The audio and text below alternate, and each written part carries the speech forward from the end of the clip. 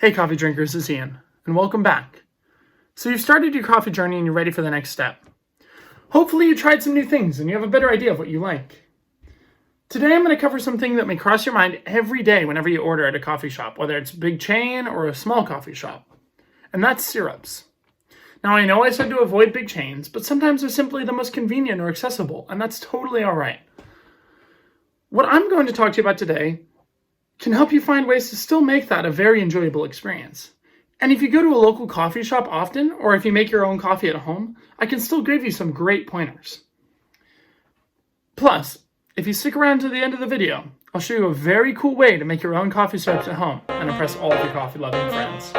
What do you say?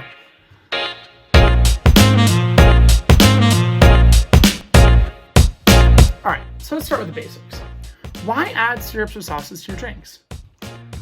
Giving your coffee some flavor does not simply mean that you're a fake coffee lover or that you actually hate coffee. In fact, I personally add flavoring to my coffee sometimes, and so do many of my barista coworkers. Syrups allow you to customize coffee in new ways and can actually serve to complement the natural flavors. Plus, some people never truly grow to like the taste of coffee on its own, but if you throw in the right syrup, it's perfect. Alright, so here's the catch. Syrup can be a very slippery slope. Many people overdo it to the point where the coffee taste is lost, and they're basically just drinking pure sugar. Not only is this unhealthy, but doing this will prevent you from growing towards a true appreciation of coffee. The perfect drink has just enough syrup to give the drink some, spice, but keep the coffee as a dominant flavor. Coffee's too bitter for you? Throw in some vanilla to sweeten it up. Coffee a little bland? Mocha could help, but don't overdo it. If you get syrup in your drink, try to make it a small amount. The big chains love to throw in way more syrup than necessary to get you hooked on the sugar and coming back. With a latte, I would personally recommend a maximum of 2 standard pumps of syrup, which is about 20 grams. That should be plenty. A normal coffee shop, or big chains especially, will put 4 or 5, which is way more than you need. And with straight coffee, I'd do no more than 1 pump of syrup, because it can make the drink taste overpowering with any more. If the coffee is still too bitter with 1 pump, adding more milk can help rather than overdoing the sugar. I know to many that this sounds like it's going to ruin their perfect coffee order. But trust me, you don't need all that sugar. At some stores, I put almost an entire ounce of pure sugar in a medium coffee. Drinking that every day is both unhealthy and addicting. Cutting that down will save your body in the long run and help you appreciate the other wonderful flavors in your coffee. Syrup is supposed to be a fun add-on to your coffee drink, not the main ingredient. Another thing I recommend with syrups is something similar to what I said last video. Try different things. Go to your usual shop and order a different syrup every day. It never hurts to try something new. By no means am I saying you need to drink syrups with your coffee. Personally, I usually prefer it black. However, sometimes it helps to change things up a bit every once in a while. If you already get syrups in your drink, maybe try it black. And maybe you actually like it that way. Or perhaps you don't, and you can gain a whole new appreciation for your favorite drink. On the flip side, if you've sworn off syrups in your coffee drinks for life, maybe give them a second chance. Just put in a hint of your favorite flavoring to your drink, and see what you think. If you hate it, then you never have to try it again. But maybe, just maybe, you'll be pleasantly surprised. Alright, now I know this is the bit you've all been waiting for. Consider it your mini barista training. I'm going to teach you how to make your own syrup and sauce at home. Now you may be wondering, why do this? Well, first off, it's a lot better. The taste is generally much more flavorful, and it's going to be a lot healthier for you. A lot of typical coffee shops use preservatives for their coffee, whereas in this method, you're just using straight sugar, water, and whatever else you decide to add that's natural. So it's an awesome alternative to the typical coffee shop syrup. There's a small distinction that I didn't make earlier that I probably should make now.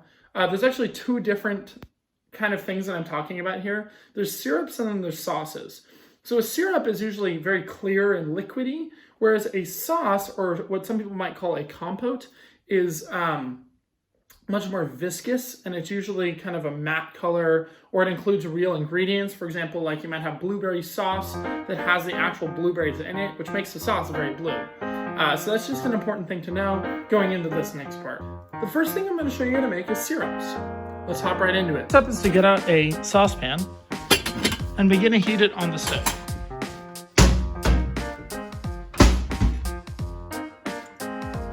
You're gonna need equal parts sugar and water. I recommend using about 1 cup of water and 1 cup of sugar. So we're gonna pour in 1 cup of water and bring it to a boil. What we're currently making is called simple syrup. It's the base for any syrup, and you're going to need to do this before you create vanilla or cinnamon or anything like that. Once you've brought that water to a good boil, we're gonna pour in 1 cup of sugar. And we're going to stir that around. You're going to want to stir the sugar until it's completely dissolved. This will usually take about 4 to 5 minutes. You want to make sure that you very thoroughly dissolved it.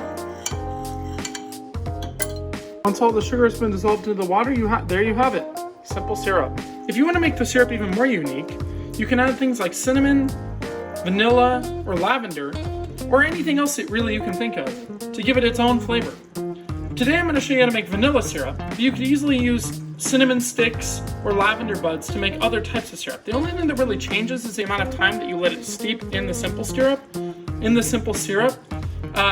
So for vanilla it's going to be about 10 minutes, cinnamon will be about 10 minutes, and then lavender it's going to be about 3 or 4 hours. So with flowery or fruity things, you're going to want to leave it for multiple hours to really extract all the flavor. Just remember not to over extract. I'm going to cut our vanilla bean into 3 or 4 different pieces. Alright, so we have it in 3 pieces. We're just going to drop it in our simple syrup. I'm going to leave it there for about 10 minutes to extract all the flavor from the vanilla bean. Just leave it on a nice simmer. We'll come back in 10 minutes. After about 10 minutes, turn off the heat, and now it's time to strain the vanilla beans. Strain out the vanilla beans.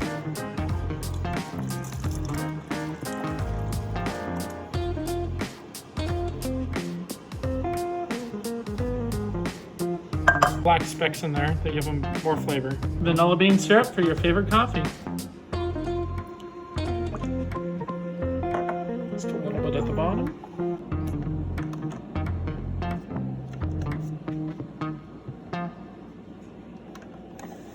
Right now I'm going to use a instant coffee machine to make my vanilla coffee.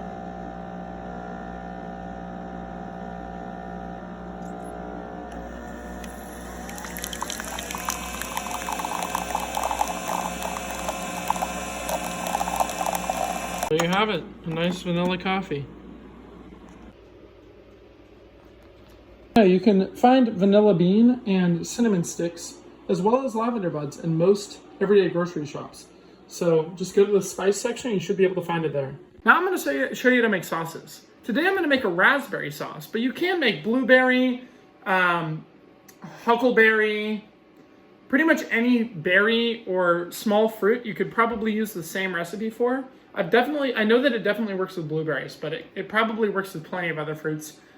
This is my own personal recipe, so let me know what you guys think of it. The first step here is to throw in 1 cup of raspberries.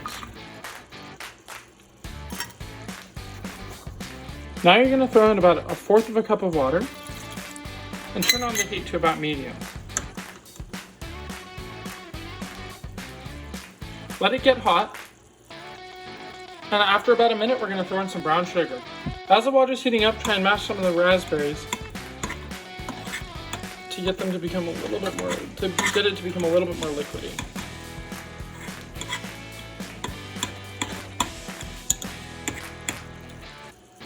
Once you can see this mixture start to boil, throw in 1/2 cup of brown sugar and mix it until it's completely dissolved.